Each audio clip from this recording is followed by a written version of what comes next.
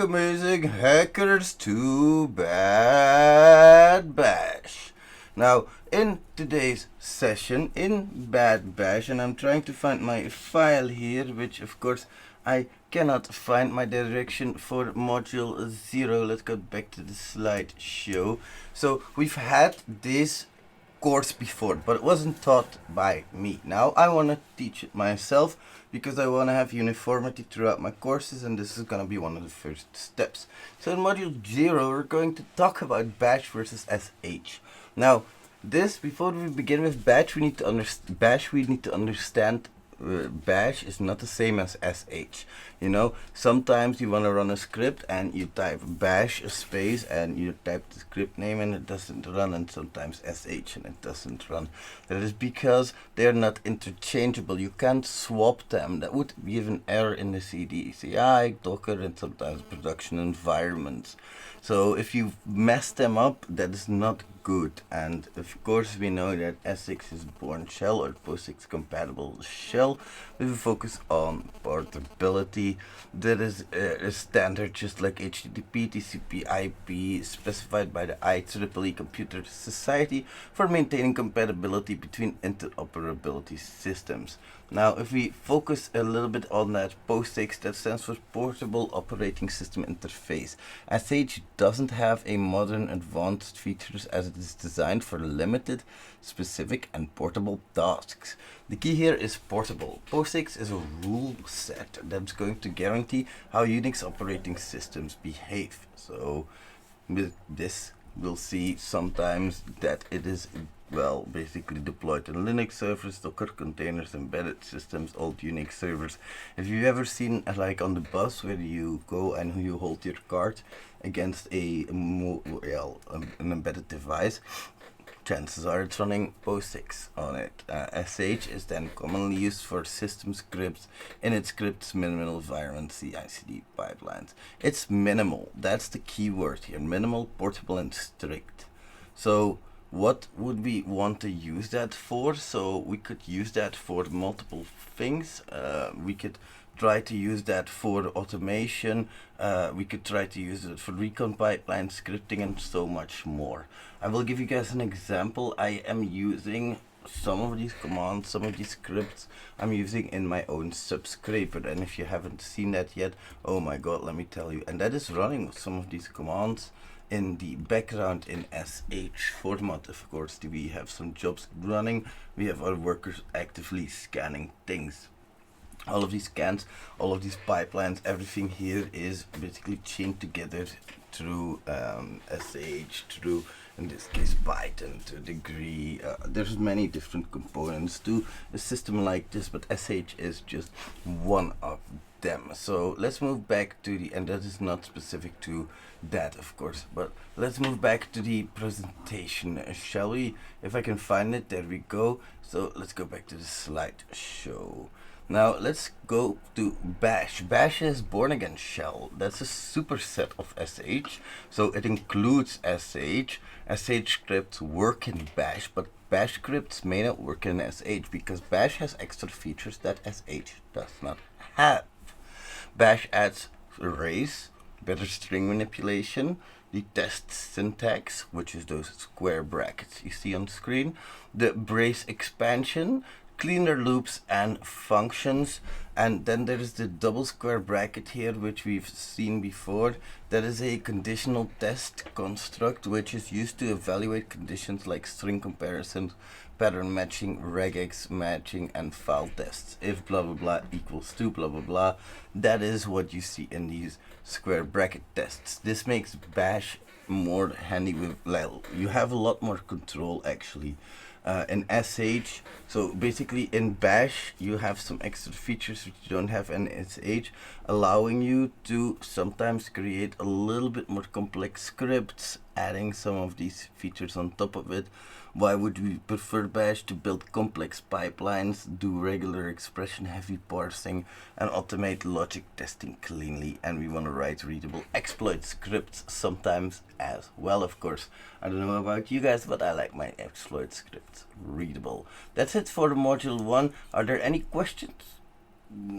class is really quiet today, so I'm going to move on to the next section. And before we move on to the next section, I need to take my own speaker notes. Can you believe that? That is the wrong speaker notes. We need to take the ones from chapter 1, and those are mine. You cannot have them, and that is the case. So let's continue on with our slideshow. So in here, we want to look at some core commands that we're going to let's just go through it. Muscle memory for daily terminal works so you never slow down during recon or exploitation. What do we mean by that? If you want to do something, you need to know how to do it without actually, and sorry for that beeping noise by the way, but you need to know how to actually do it. That's just the case, right? And if you need to look up things all of the time, that is not really useful.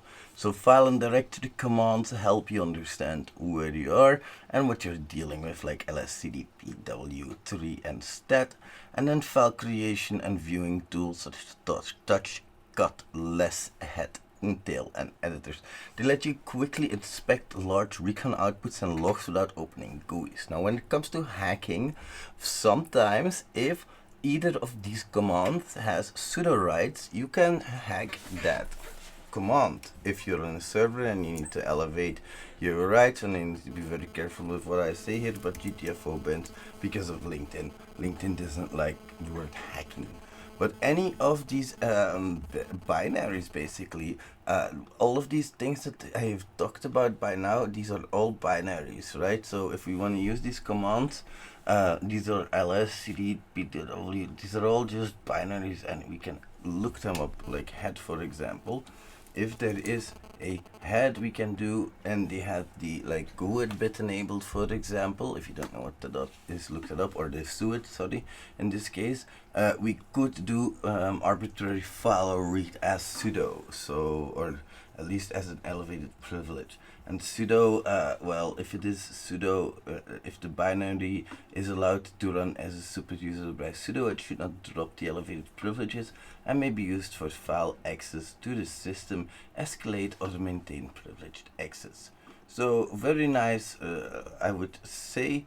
There we go. Let's continue because I'm losing track constantly. We have delete commands, move commands, copy commands, and essential commands for organizing and cleaning your data safely. Permission commands as well, change mode, chown. They ensure that we run the script correctly and since the files stay protected. Do not set the suid bit or GUID bit if you don't have to, I'm just saying. Mastering these basics removes friction so your focus stays on finding bugs, not finding the terminal. Left top, file and directory operations. So we're talking about ls-la, for example. And now don't ask me what that A stands for anymore. That's why we have help files, but that's what I mean with quickness. If you need to be quick, you need to be quick. But ls-la is a list and then something else. We could do tree, we could do cd dash, we could do ptw, which is the current location, file and stat as well, of course. Oh, all files, including hidden ones, permissions, ownerships, file sizes, and timestamps. That's what it was. ls-la. What that does is all files, including hidden ones, permissions, ownerships, file sizes, and timestamp. I have my freaking notes. What the hell am I doing? And then 3 gives you a visual structure of directory, useful when you're extracting archives, source code, recon output folders. CD moves those, of course. ptw makes the, well, cd dash, like we see here, goes to the previous directory, cd dot the directory up, etc. ptw prints out the working directory, so where you are currently, if you need to know that for file access or config file or whatever. Then the file identifies the real type of attack and the real type of file and ignores the file name and checks the content. That's what that command is for. And then we have the stat command, which shows us detailed metadata about a file, including permissions, ownership, sizes, and timestamps. Now we go to the file creation and editing. Bottom left, we go to touch. Touch creates an empty file if the file exists. It's gonna update its timestamp. Nano is a text editor if you ever need that. Vim is also a text editor, vi vim. And then cut as well is going to print output the file content to a terminal. So if you ever need to look at what is inside of a file, cut-less is also one that is a pager for viewing the file content, and that's ideal for logs and large outputs. Let you view the logs hassle-free. And then we have the head command, which prints the first few lines of a file. This is commonly used with logs as well. When it comes to tail, it's the same, last few lines of a file. And then we move over to the top right, where we have the copy command. -R is a recursive command. That's what that means. And V is moving a file, and the same goes there. If you want to do that recursively, I think you can with the -R command. RM for removing the file, and unlinking removes one file by name. Then you have the change mod plus X, for example, and the permissions makes a script executable. Would be good for a bash script or something like that. So I'm going to have to give a note to my editor that Python script doesn't need the X flag, my friend. That's okay. I'm just joking, of course, but it really doesn't. Normally, Python should just be executable. Is it not? Of course, if you have a bash script or the sh script and you cannot execute it, you can make it executable with the +X command. Then the 600 is mandatory for SSH private keys and prevents other users from reading or modifying it. Loose permissions will cause SSH to reject the key even. And then chown is changing the ownership of a file, of course. So quite a few commands that you might need to take into account, but if you know these commands well and you want to do something, you'll be able to do it yourself immediately. Then we go to ISA, is a modern user-friendly replacement for LS. So if you normally do LS, ISA is also, but it's not required. But once you use it, it's hard to get back, because easy gives you clean sourcing, clean output, colors by file types, and better readability. So let me just see if there's anything I can, yeah, that's okay, you can see that. ISA, do I have it installed? No, I do not have it installed. So I cannot show it on my machine, but I'm sure if you have a Linux machine running somewhere, that it might be a little bit easier to test. Directories, files, symlinks, and executables, they are visually distinct, so you can rescan them faster. Optional icons, my apologies, they help quick visual scanning, and especially if you're working in like a large directory, to have these optional icons is a blessing. If you're working in Git repositories, ISA shows the repository status directly in the output as well. Easy adds on top of that with a cleaner tree view. Related files are grouped, and timestamps and sizes are easier to read. The symlinks are also clearly marked in that case. So the next module we're going to build on top of this foundation to practice these commands. Make sure that you can, of course, and I don't think I have opt on my computer, by the way. I don't think it works. Sudo opt install ISA, was it right? ISA. Let's see here. 1, 2, 3, 4. See, no, I thought so. It's probably available in brew as well. Maybe brew install ISA. It does have a formula. I'm not 100% sure, but it doesn't really matter that much now, does it? Yeah, it does. It does have a brew button. Nice. Okay, so what we want to do here is, if we are working with this anyway, let's just show it to you, but try to practice these commands. Try to work in your terminal as much as possible. Why is that? Because it is faster. That's why. You see here, nice colors, etc. ISA -L, I think it would also work. Yep, you can see that as well. So like, as you saw from the demonstration here, I do know how to run a Linux command. Thank you very much. We have to talk about pipes as well, of course, because pipes are important, one of the most important concepts in Bash. Piping commands from one command to the other, or piping output from one command to the other, I should say, is very useful because you want to chain commands, right? Right? Or do you want to be a noob that only uses one command at a time? I don't think so. So the pipe symbol takes output of one command and it'll pass it directly into another command in real time. Each command does one job and pipe connects them into a workflow that's easy to modify, extend, or help filter out. Now see output. To properly understand pipe, we must understand how commands handle input and output. Every command in Linux has something called stdin, or standard input. By default, stdin comes from the keyboard. But when we use a pipe, stdin comes from the previous output.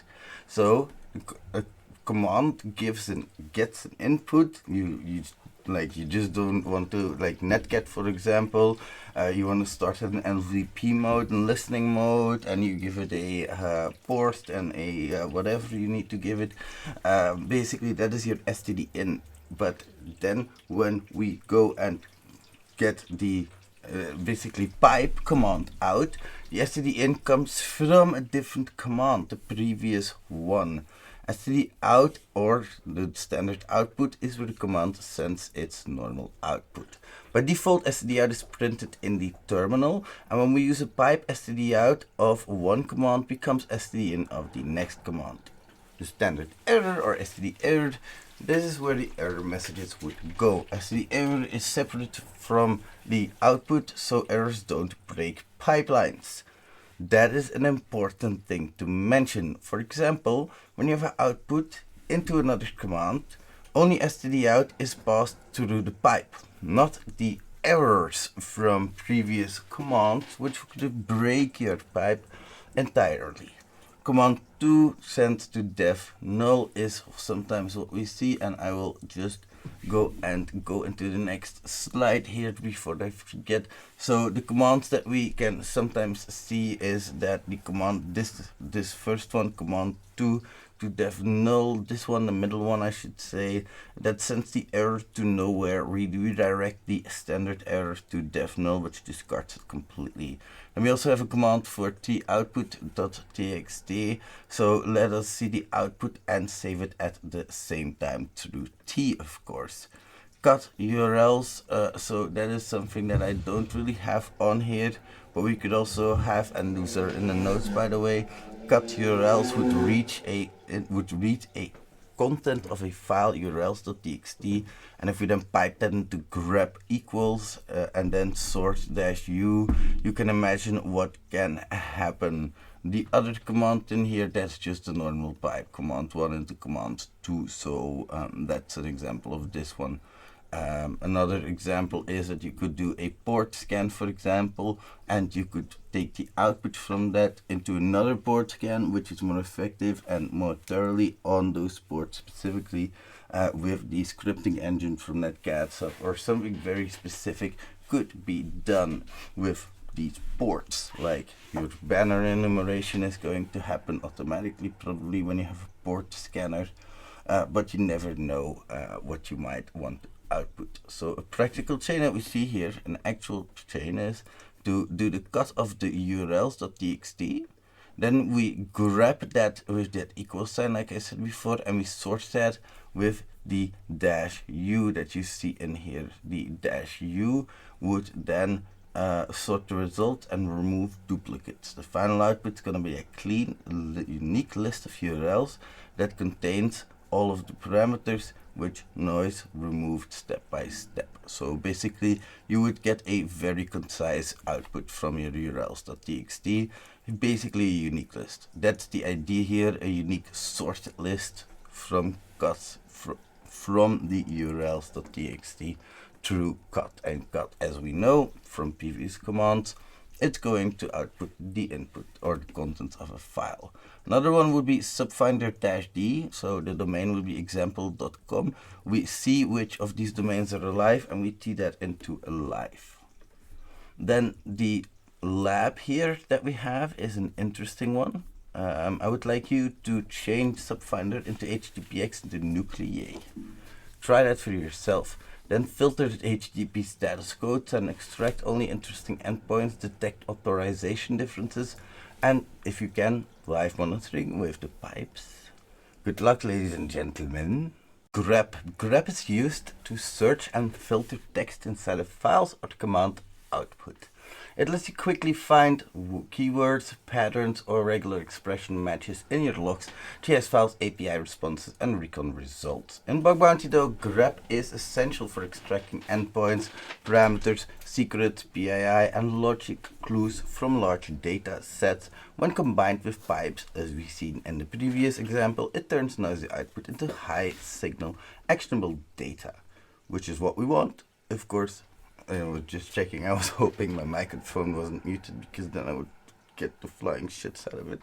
So let's see here. With grep, we're going to be able to signal in large data sets. Grep lets us quickly filter logs, JavaScript, API responses, and recon output to extract, as we've seen before, PII, secrets, endpoints, that kind of stuff. Let's take a look at the most common ways to use grep as discussed above. One of the ideas here is like we see here, the grep API. So we here have a normal grep, keywords, and a file. That's how the command normally goes. An example would be, do we have it in here? I don't see it directly, but a good example would be to do a grep API recon.text, and I think that it might be in here somewhere, but I can't find it. That would be something like this, just a grep API recon.txt, of course. That searches an API for API in recon.txt and prints all of the matching lines for us. So that's a nice one. What we have here is httpx-h grep screen. So we're going to pipe the output of HTTPX and we're going to grab the screen. The screen here itself is going to, well, only show screen related options. That's what that would do.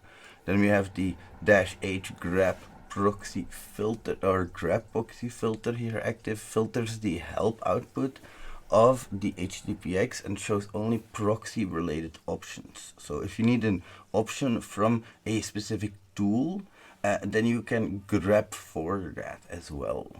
Regular expressions can be executed. So if you want to do a regular expression, don't ask me. I am absolutely not your best person to ask. I am definitely not great at regex. Just go ask AI.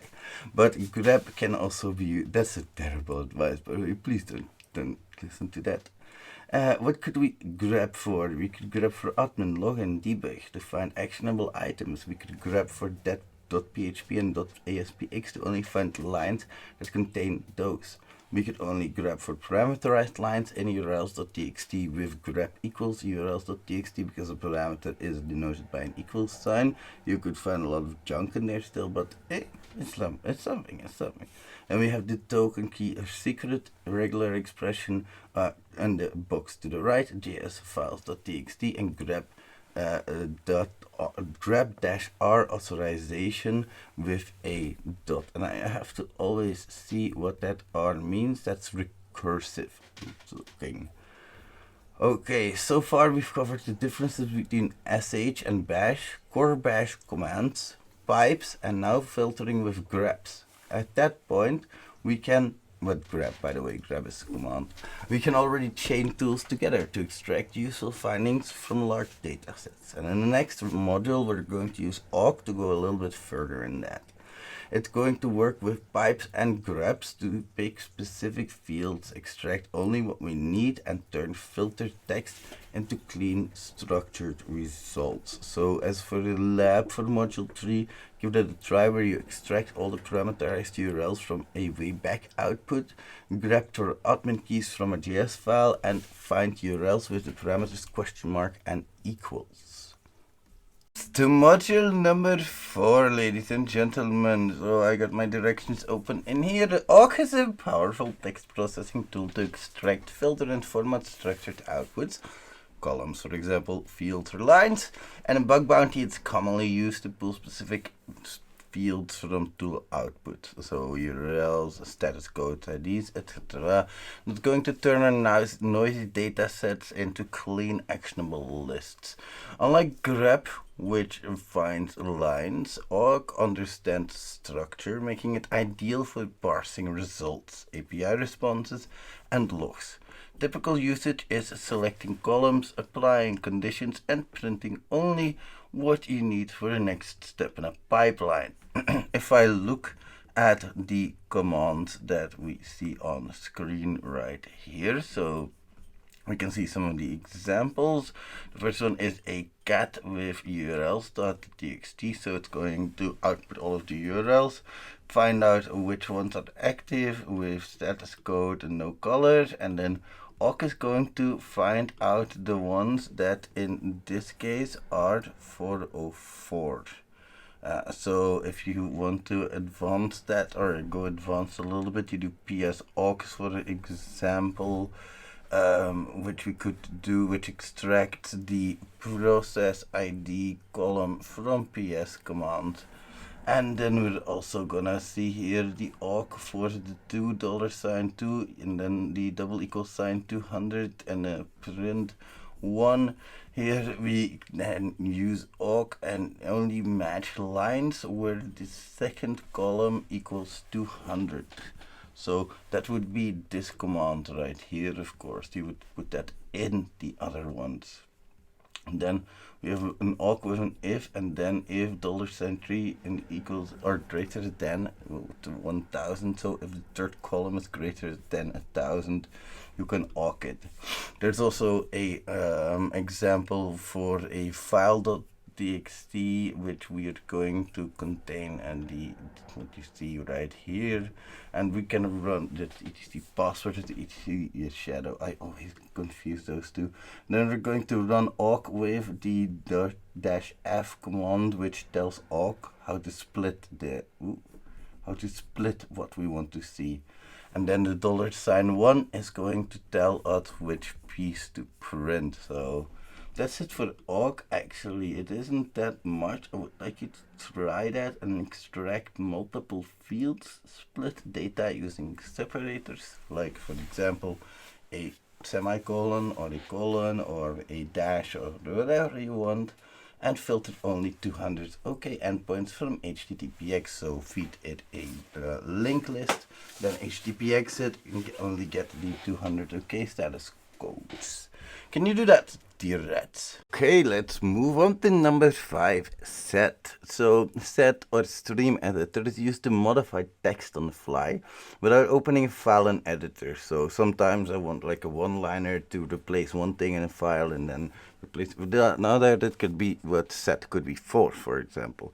In bug bounty, it's mainly used to replace clean and transform output from recon tool, so it becomes fuzzable or automation ready. So a big asset in your pipelines, if you ask me. Typical usage includes replacing parameter values with payloads, removing unwanted parts of URLs, or mass editing files in pipelines. Set is especially powerful when chained with pipes to prepare inputs for XSS, IDOR, and logic bug testing, for example. So let's move on to some actual commands, I should say. Some set patterns is what they are called. And the first one that we're going to look at is going to be replacing the first occurrence of HTTP with HTTPS on each line. So that setting here, that as it tells us that we're going to do that replacement of the first with HTTPS. So we're going to do a very simple replacement to replace the protocol, and the same, it's a little bit different. We're just going to remove it because we're not going to replace it with anything in here. So our set is going to be our call or what we want and our replacement. And as we can see here, we want to look for JS files and we want to remove that from the end of each line. And then place editing could be, for example, to replace alert with confirm in the file. That is something that you could use for XSS testing, for example. And then we have a hunting use here where we're going to replace whatever we want in the URLs with or each parameter, sorry, with our fuzz parameter. So when we get a parameter in the URL, we're going to replace it with our fuzzing value. Or we're going to here remove the protocol from it. We use the backslash here to indicate that, or the forward, yeah, the backslash to indicate that that forward slash needs to be escaped. So we have in the end here, we have the pattern that we want to replace it with, which would be nothing if we scan each line, scan each URL line by line, and looking for everything after an equal sign, being that first pattern here that we see, and then we're going to replace it with the fuzz value as we said before. So those are some examples. Another one could be once again that we're going to replace that, and then this is going to be like this. So here and that's everything after the equal sign, by the way. So it's not only the parameter's value, and it's not just the parameter, by the way, it's the parameter value that we're going to be replacing, but we'll be replacing everything behind it. So we'll be removing other parameters as well. We take that in mind. Then when we go and we want to do some dynamic IDOR probing, if we know our user identifier is a specific value, we can replace it as well. So here we see a nice command where set, or seq I should say, seq is not set, that's going to be 124 to 127, which will generate identifiers for us. Then with set, we're going to build the URLs on the fly, probe each URL, and keep only the 200 OK responses back when we chain that with awk. So we're going to do a nice chain here, which will get us IDOR testing. This, whatever returns from here, you should not be seeing these things normally as that user, but if you can, you get a 200 response status code, meaning that we have IDOR potentially. At least we need to investigate it. We want to save our successful hits, so we pass it on to a text file. Now, injection on the fly is also possible. We can echo a URL, could be urls.txt, could be whatever input you want, and then we're going to do a set here, a replacement, where we're going to replace every SVG with an onload confirm. We're going to go and get the 200, or whatever returns a status code, and we're going to awk that for the 200. So showing only the successful responses. And then we're going to, in this case, and let me just grab my notes here, yes indeed, chain, dynamically inject the payload, probing the endpoint, and immediately seeing which requests succeed, all in one pipeline. As for the lab, I would like you to convert some wayback URLs into fuzzable endpoints. Go get some wayback URLs from a Google target or whatever, and then fuzz all of the parameters using set. Fuzz them with an injection attack, like SQL injection, for example.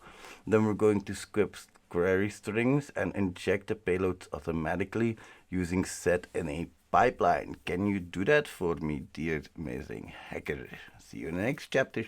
As we move on to aliases, I will tell you a bit of a story, because an alias lets you create short names for long or frequently used commands. Now, if you have, like, for example, a set of nmap commands that you often use, you can set them up as an alias.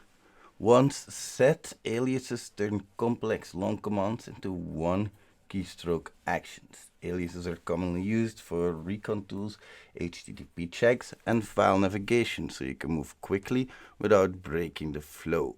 By keeping the most common commands as aliases stored in your bash RC, You can turn long commands into simple, readable, reliable actions, speed and consistency without extra complexity.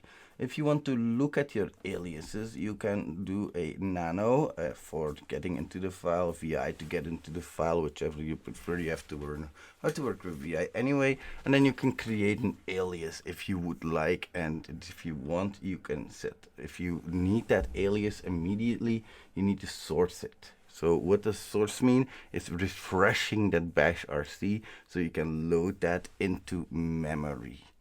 Hope that's clear. If not, give me some questions. I don't hear any questions, so that is great. I love it.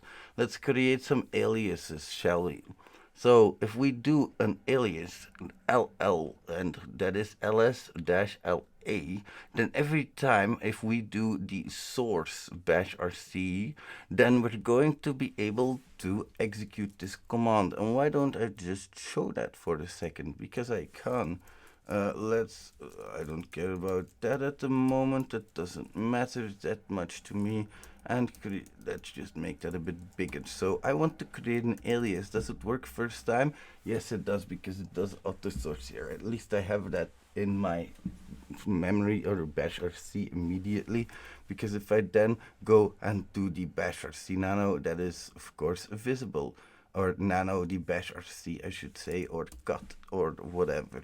So if I do clear now, voila, I can do clear, and you can put up aliases like that as much as you want. You can even pipe commands and chain commands and feed input into other commands. So we can do recon, and we can see here that we are starting some commands with it. And for me, I use this a lot if I'm working with different nmap commands. For example, I do n1, n2, n3, because that's nmap basic, nmap with the scanning engine, and nmap all ports.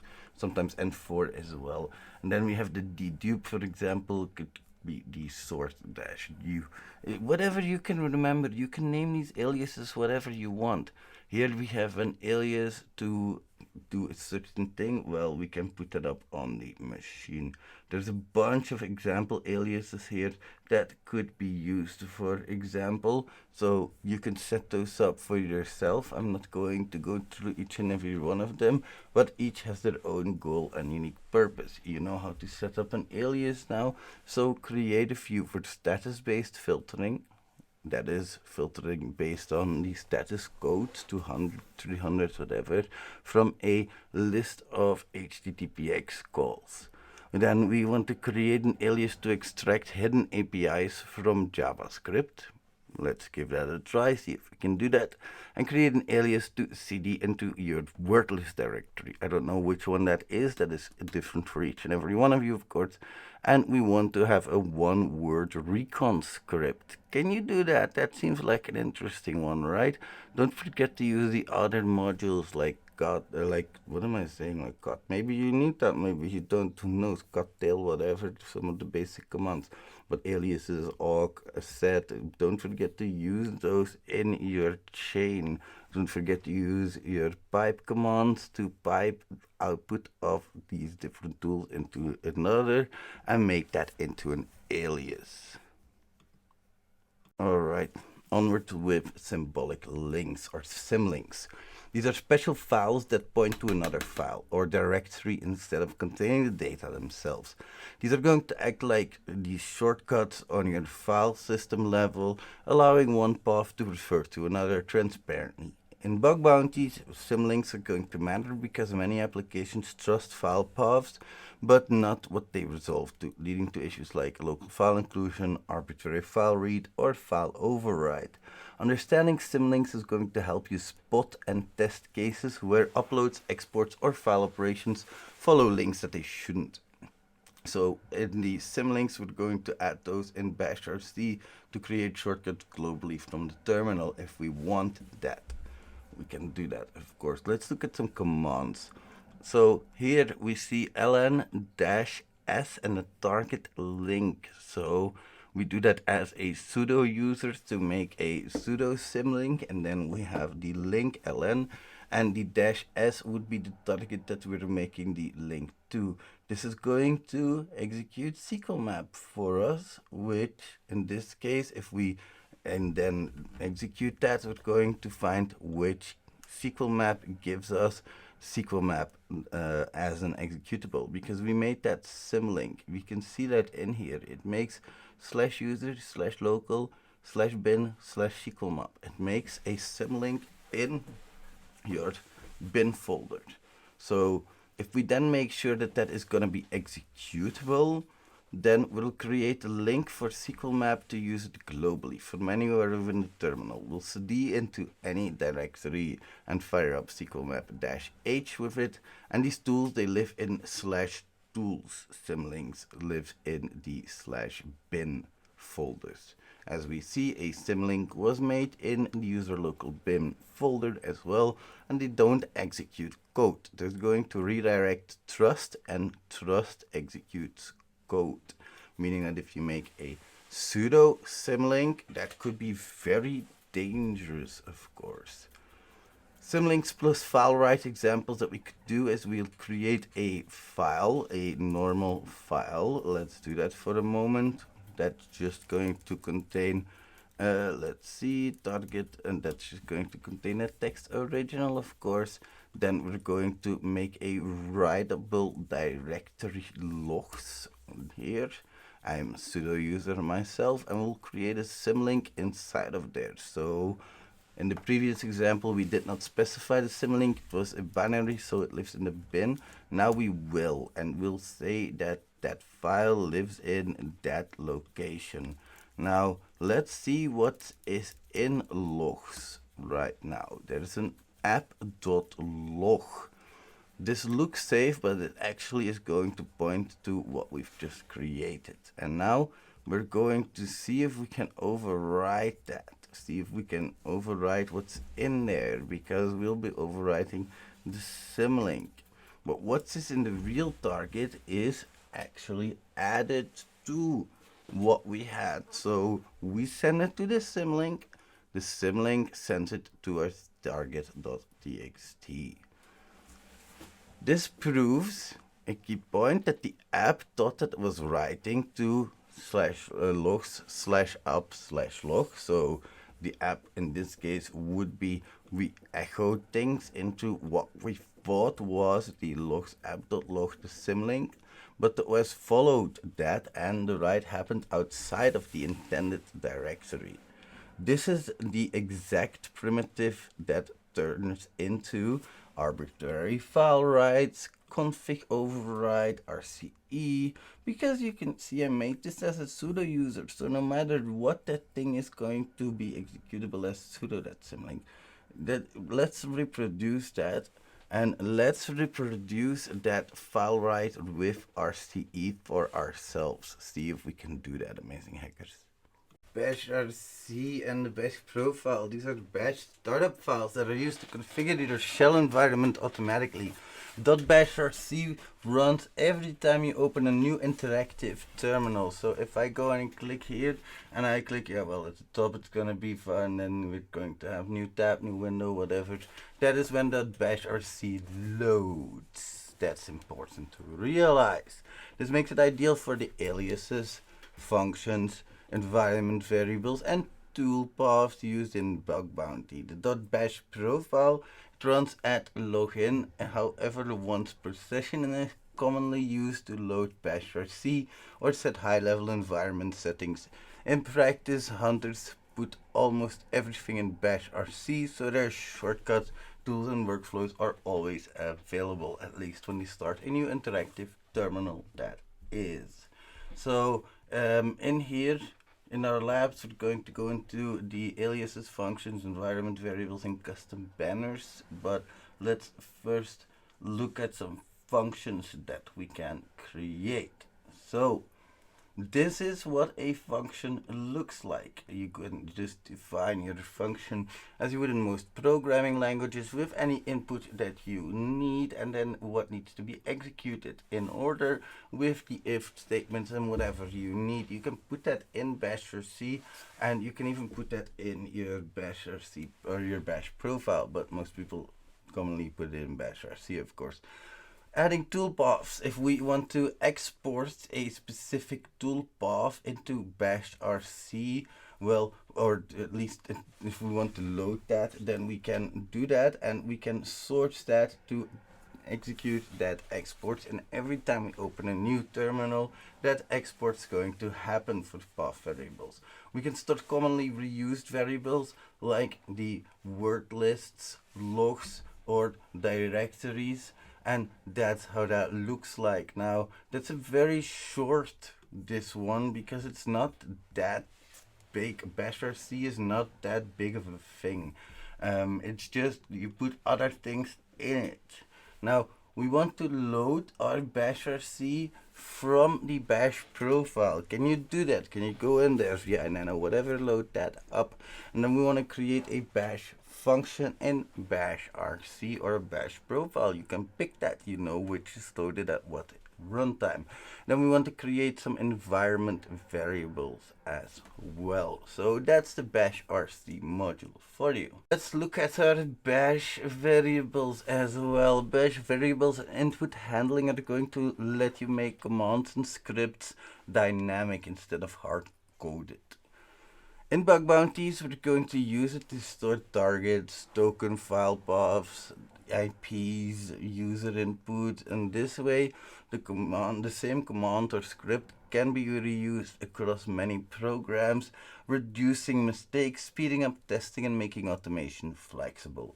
Change the input once and the entire workflow adapts. So what could that look like? We could, for example, define a variable like this, a target with a token with a word list, and then we can execute the call. And once we change the target, we can execute that same call or that same test on different targets. Once we change the token, we can test it with a different user, and once we change the word lists, we can change it or test it with a different word list. Automatically from one command we can change 3 things without having to do much. We can run it. That seems like a little bit excessive for one command, but believe me, if you have to rerun that command often, it's quite handy. It is. Instead of having this massive curl command, you can just have your token and cookies and whatever in your variables. Here we're going to manually define them, and these variables exist only in the terminal session that we're in. So in here, nope, these are not shared between them, at least not unless we put them in our bash rc. Variables from input 1 in scripts or functions can be added. You can see here target is input 1. We execute subfinder on the target, and we execute HTTPX after that. We pipe this into HTTPX, and then we don't want any verbose output, so whatever goes there goes into alive.txt, and the URL is whatever we tag with a curl to it. Then we can run that function just as reconexample.com. So contrary to popular programming, you don't put your parameters in here. No, you don't do that. You put input like you do it right here. So you assign it to a variable, and that $1 could also be immediately used here, just so you know, but it's better to make it readable. The same logic for any target reusable automation and can be used as a script.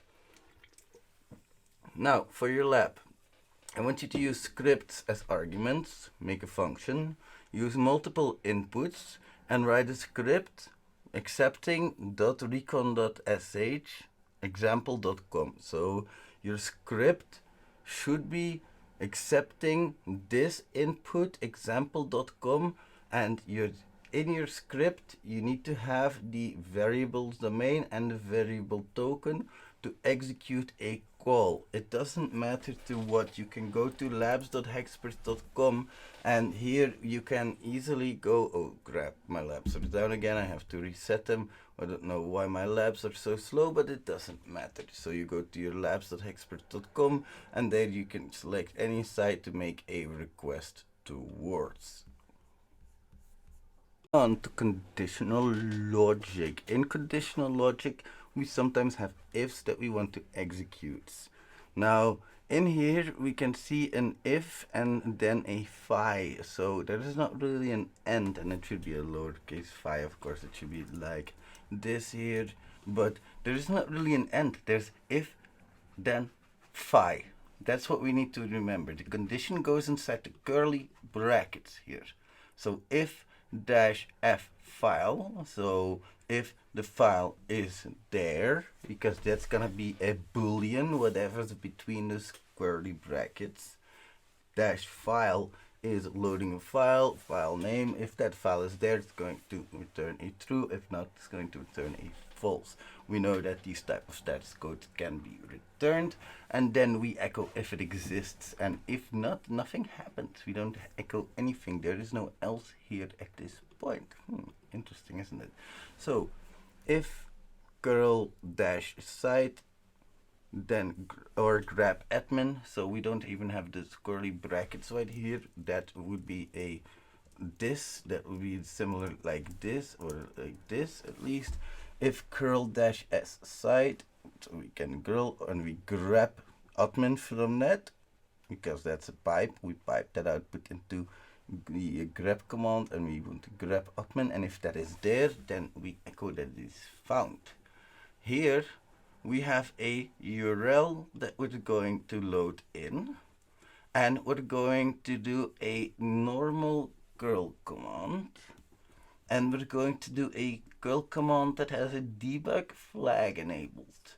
And then if not equals ne dash e is equals dash ne is not equals the flagged, then a hidden feature or debug mode detected. So if we have that debug flag enabled and we see that, then we're going to see that the differences are existing between these two calls. They're going to not be the same. Can you detect login panels automatically? Meaning executing a curl and looking for login panels. If the login panel text exists, then output that. If not, then do nothing. Is that something you can do, amazing hacker? Loops, because the loops, they allow mass hunting. They allow you to run the same test across many targets automatically, which is how logic and access control bugs are usually found. A for loop is best when you already have a fixed list. A list of parameters, URLs, IDs, whatever. And a while loop is safer if you want to reach large files line by line.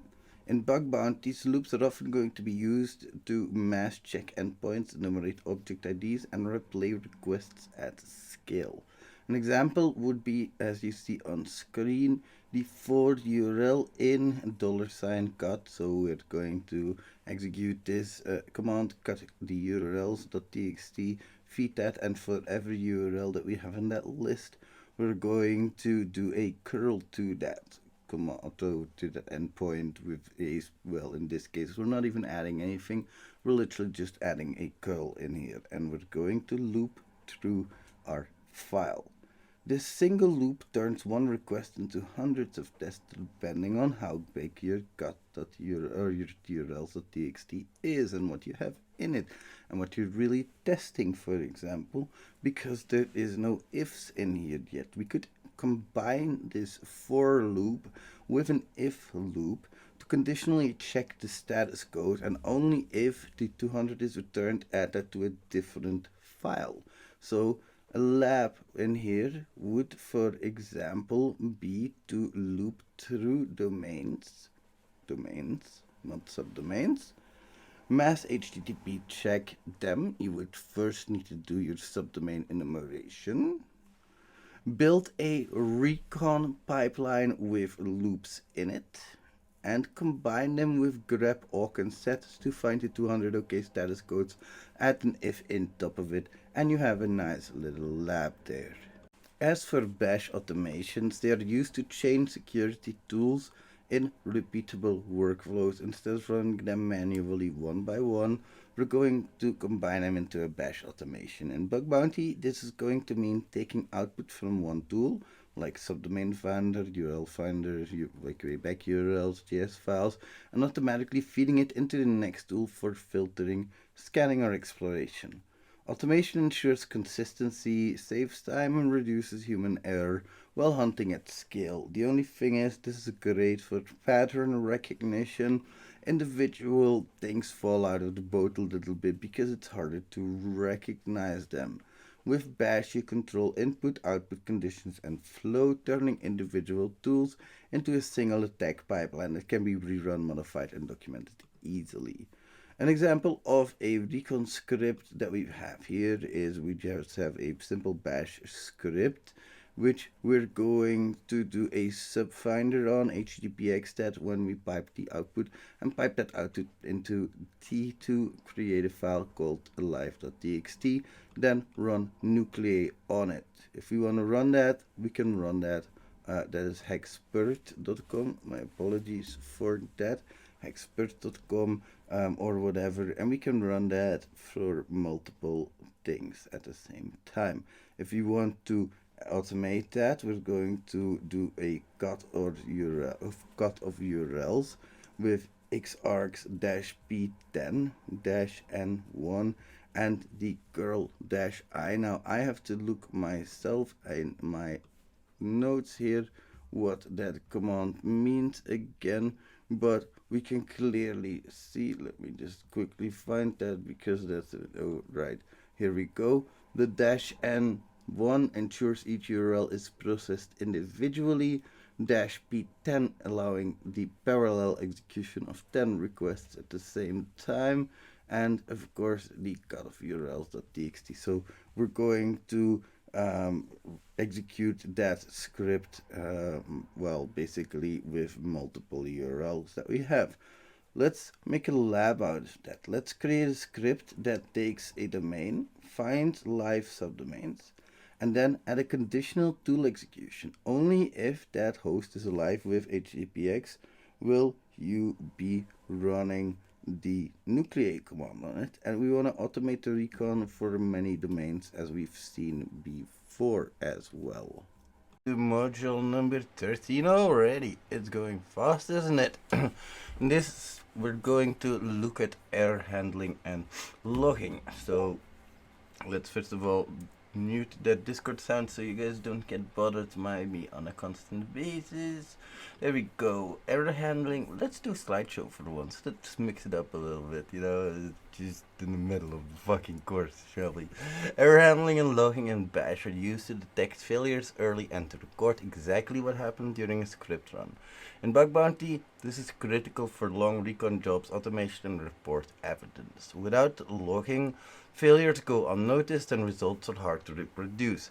Error handling helps you script stop or react when a command fails, while logging captures output, errors, and timestamps for later review. Practically, this is going to mean safer automation, easier debugging, and clean proof when submitting reports. So here we can see a set-e command which stops the script on the first error that it encounters. On the second line we have a set-o pipe fail, which is going to catch the errors inside pipelines, meaning not stopping the script. It's going to capture those errors.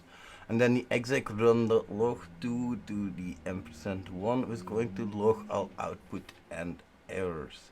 So the difference between error handling and logging is clear, I think. Error handling makes things stop, continue, or log to a specific location, versus the logging, well, that is then potentially triggered by your error handling.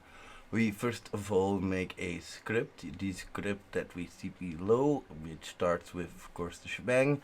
Then that's what they call it at the top, if I haven't mentioned yet, that ampersand exclamation mark /bin/bash, that is the shebang. Of course, to indicate if we're working with a shell or a bash script.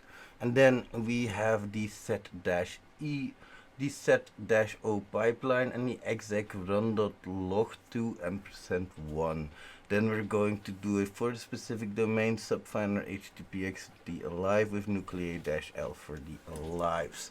They're going to make it executable and actually execute. So we can see all different options here, which will stop the script on first failure, log all failures to pipelines, and then of course we have the log all outputs and errors there.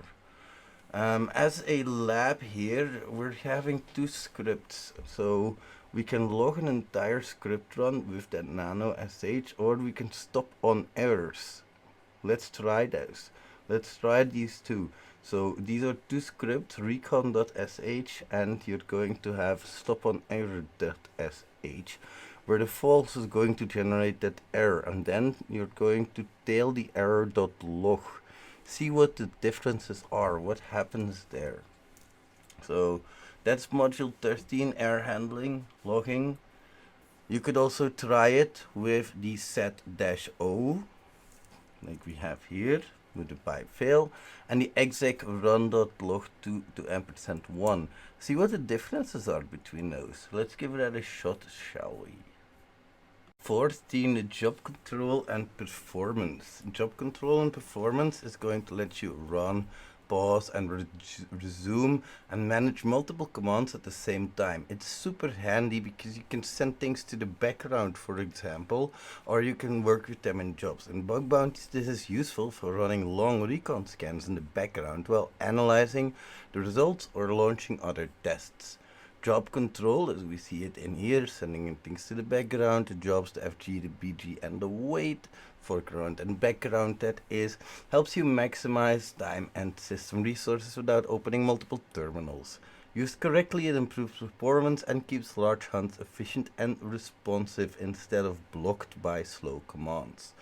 One thing you could also do is the ampersand no hub, which means, or no hub ampersand, I mean, of course, which will, when you disconnect, just keep the job running basically, and then the ampersand will send it to the background. Running long recon or scans in the background so you can keep hunting and analyzing results in the same terminal without waiting is gonna be important here. So as for the lab, well, basically, what I want you to know is, am I skipping a freaking thing here? No, I'm not skipping a slide. My apologies, I thought I had more, but that's okay. So, what I would like is for maybe some examples to be shown. That's always nice. So this would be an example of running a job in the background, which we have added the ampersand sign, and I will send that literally to the background, and we're piping things, and then we're passing them to alive.txt as output. This is output sent to file. This is the pipe command. This starts the recon. We know that in the background it immediately returns control to the terminal. So whatever you do, you can do that if you want to send it to the background, and you can see which jobs are running when you use the jobs command. If you want to bring something to the foreground, it's FG and BG, and we can of course see what that looks like if I can get my terminal here. So let's do jobs. I don't have any jobs running. Let's do a watch dash n1 and then a ping to 127.0.0.1. Is that not how you use it? I don't remember anymore. Oh, I don't have the watch command on here. Never mind, I cannot do that. So what could be a long running command? So let's just do a ping, an infinite little ping to 127.0.0.1. So we can see that that's going to take some time. Sending that to the background means adding the ampersand sign. There we go. So you can see that you have control of your terminal, but this thing will still output file or like output stuff here that we might not want, and a Control-C cannot kill it. That's the most annoying part. The jobs thing here, we can see what is running, and we can bring to the foreground FG1, FG space 1, nope, FG, it is really difficult, there we go, to type like that, FG space 1 is what I was trying to do. So job is now not found anymore, but that was brought back to the foreground like that. If you then want to have a job wait, you can use the wait command as well. That will pause, of course. Now, as for the assignment that is connected to that, I would like you to run recon on 5 targets simultaneously. Something like subfinder, sending it to HTTPX, sending it to the alive.txt file, and then run a command in the background, viewing the running jobs and bringing it back to the foreground. Then I want you to send multiple jobs back to the background, or a running, multiple running, whatever, and wait for multiple to finish as well. Then I want you to kill a stuck job as well. So something like this. Do I have it in here? I don't think so. So let's do a no hub, for example. What command should we do? Cut to let's do an echo of 1 to /temp/1.txt, and then bring that to the background. That's a weird command to do, isn't it? Oh, I hate this keyboard. I don't know where my ampersand sign is. There we go. So that's what I wanted to do. You can see here that it created something, a job, and that job was very quickly done as well. So that is how we could use that. No hub would mean that even if I disconnect it, it would still keep running. Can you do this lab, amazing hacker? And we reach module 15 already, the wordlist and payload engineering. This is a practice of building, modifying and tailoring input so that it can match the target application with actually how it works. Instead of relying on your generic lists, which you can do, we want to modify lists from time to time. In bug bounty, that means creating custom word lists for parameters, endpoints, IDs or roles, and engineering payloads that fit the app's contexts, API, JSON, headers, files, whatever we're trying to attack.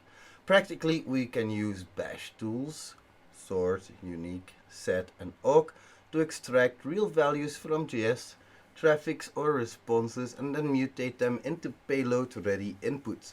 This approach dramatically increases signal, reducing noise and leading to more reliable, higher impact findings than stock word lists. We can build a word list for the target, extract the parameters from the URLs, and extract the endpoints from JavaScript. When we logically map a target's real functionality and features, and then build a word list, payloads, and automation around that, testing is going to be a lot more precise. This approach aligns inputs with how backend actually works, which is why it is consistently leading to higher impact findings. So what do we have here? We have a sort wordlist.txt, which we're going to make a unique out of, which is a clean text, and we're going to shuffle it into random.txt. Then we can make fuzzable URLs with set, for example, where in set we're going to replace one thing with another thing. That is potentially something that you could then feed on to other tools, like if you're using, I believe it's, which one does it again? wfuzz? I don't remember. One of the two does that with the fuzz parameter.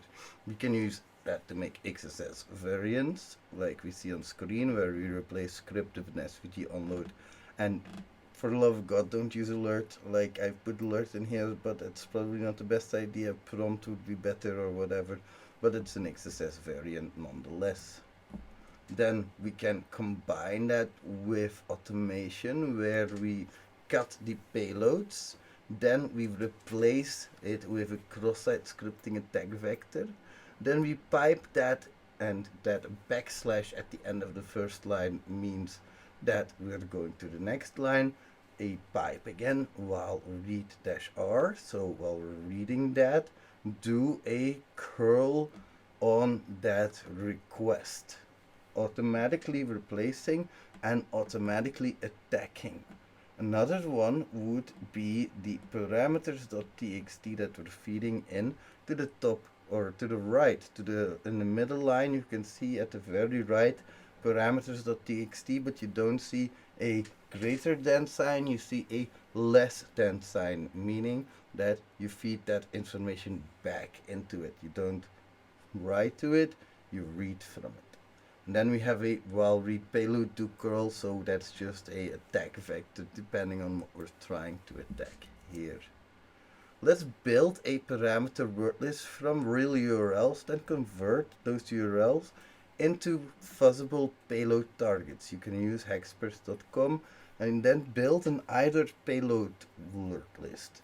Then we're going to engineer, if you want to play with headers, by the way, red site is probably going to be your best bet if that's online. If not, there will probably be something in here. Or with iders, I should say, there is a separate iders section, so there should be something for you in between there. Then you're going to engineer header payloads and automate testing with these engineered inputs. Do it like we've done before, automatically do a curl, and maybe even filter out and get a 200 OK status code. Maybe that's something we should look at. Then you can also build an XSS payload variant. Good luck with that, amazing hacker. To bash networking and HTTP internal. So we're going to focus on using the shell to interact directly with web servers at HTTP level, bypassing browser and front-end logic, and we're going to use curl to do it. We're going to have precise control over the methods, headers, cookies, tokens, redirects, cookies are headers by the way, and other request bodies to observe how the backend truly behaves.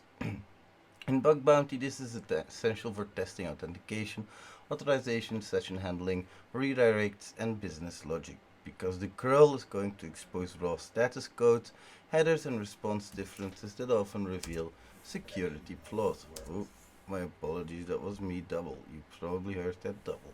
Doesn't matter. So, why curl matters? Every scanner eventually sent HTTP requests using curl, which gives us full control. We can choose the exact HTTP method, the headers, the cookies, the body, and redirect the servers, what the server, and redirect the server receives, what it receives. That should be zero abstraction. So there's no hidden logic or automation. In the front end, when you go to a page, things happen. That is not with curl. And then it's clean, reproducible proof of concepts. A single curl command is what I often use to improve or prove a proof of concept, and that can precisely reproduce the issue for triage and reporting. Just say this is the curl request, replace the header, replace this, or replace whatever.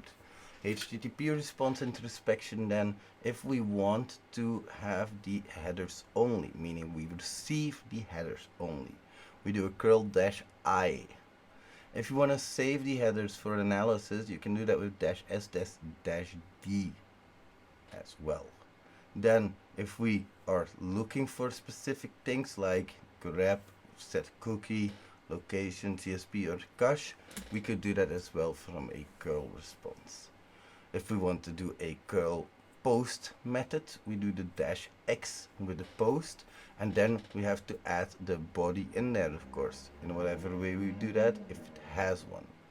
Then, of course, there's also the curl-o, -s-o, as we see below, with the -w on top of it, and we're going to look for status codes. So that's just a few examples of how to use curl.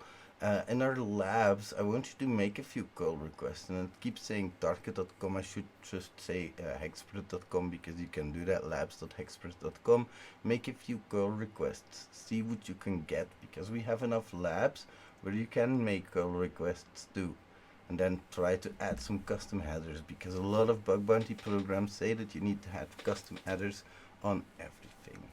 Now, as the last part, the hall of challenges, or hell of challenges as I should say, is we're going to be given a target domain, and our goal is to understand how the bash works together logically to turn the raw data into testable results.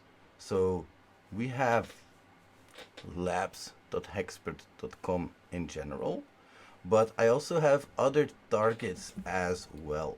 So one of them is ratpackpart.thexssrat.com. This is your target. That's your target, amazing hackers. You're going to organize your workspace with creating folders to avoiding chaos. You're going to define your targets using variables so you don't repeat yourself. Then you're going to collect the data using the tools and pipes to gather subdomains and live hosts. You're going to filter signal from noise and transform that data. Then speeding it up using aliases and using curl to observe what happens with automatic decision making and conditional logic. That's quite a challenge, isn't it? But that seems like a nice script to end off with. Good job so far, amazing hacker. You've done really well. Please don't neglect the challenges because they're a big part of this. Thank you so much, Mr. Ikarakam. Really well done on this. Credit go to him for the creation of the content itself, for myself to the narration, of course, and of course to our dear Elena for the review. Thank you so much. I'll see you in the next one. Bye, amazing hackers.